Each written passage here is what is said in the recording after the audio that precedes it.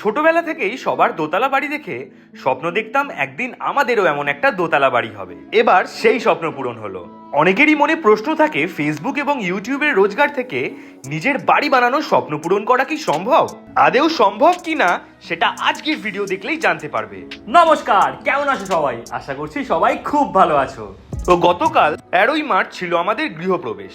সকাল থেকেই ছিল তুমুল ব্যস্ততা। একদিকে টেবিল চেয়ার সাজানো হয়ে গেছিল, আর অন্যদিকে চলছিল পুজোর আয়োজন। সঞ্জু লাস্ট মোমেন্টে আমাদের ঘর গোছাতে ব্যস্ত ছিল। আর এই ওয়াল আর্টটা দেখছো কি সুন্দর না? এটা আমি করিয়েছি আমাদের খড়গপুরের এক জনপ্রিয় আর্টিস্ট সত্যজিৎ দাকে দিয়ে। দারুণ হাতের কাজ দাদার। তোমাদের কেমন লেগেছে জানিও। চেষ্টা করেছি নিজেদের পছন্দের সব কিছু দিয়েই আমাদের বাড়ি সাজাতে। ছোট্ট ছোট্ট করে তোমাদের একটা রুম ট্যুর দিয়ে দিই চলো। এটা আমাদের কিচেন এরিয়া, ওপেন কিচেন করেছি আমরা। আর এটা ড্রয়িং রুম। ওই দেখো, আমার এ যাবৎ পর্যন্ত পাওয়া সব প্রাইজেস এখানে সাজিয়ে রাখা হয়েছে।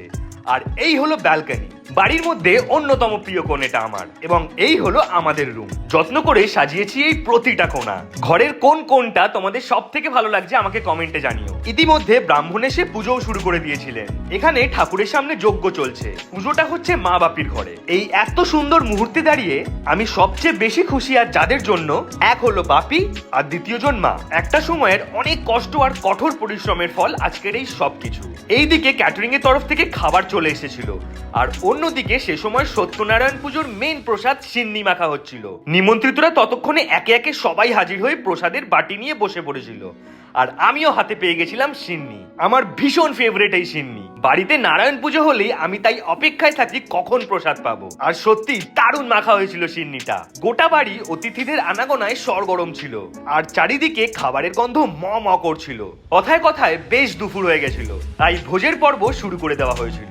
আজ আমাদের মেনুতে ছিল ভাত, স্যালাড, মুগের ডাল, বেগুনি ভাজা, ঝুরি আলু ভাজা, শুক্তো, এঁচোড়ের তরকারি, ফ্রাইড রাইস, শাহী পনির, চাটনি, পাঁপড়, আর শেষ পাতে সন্দেশ, রসগোল্লা এবং মিষ্টি দই। আমাদের সেই ভীষণ প্রিয় বাড়িটাকেই আরেকটু সাজিয়ে আরেকটু বড় করেছি মনের মতো করে। আজ সেখানে আমাদের প্রথম দিন, তাই দুয়ারে আসা কাউকেই মা ফেরায়নি।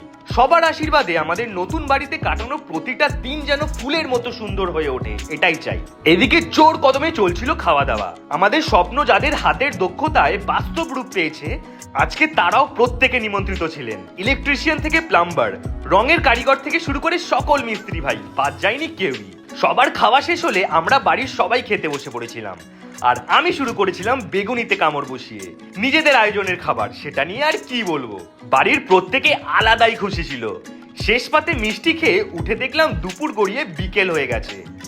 বাপি ব্যালকনিতে একটু এলিয়ে নিচ্ছে দোলনাতেই।